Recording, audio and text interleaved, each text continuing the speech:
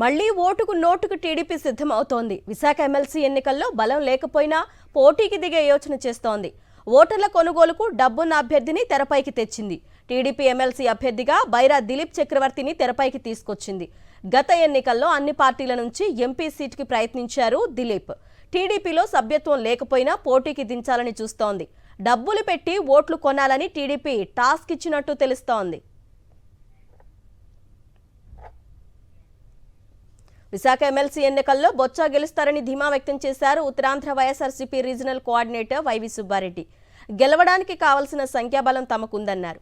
కూటమి నేతలు వెనకడుగు వేస్తారో వాళ్లే నిర్ణయించుకోవాలన్నారు వైవి సుబ్బారెడ్డి. మాకు సంఖ్యాబలం ప్రకారం మాకు మెజార్టీ ఉంది కాబట్టి తప్పకుండా మా అభ్యర్థి గెలుస్తాడని మేము భావిస్తాం.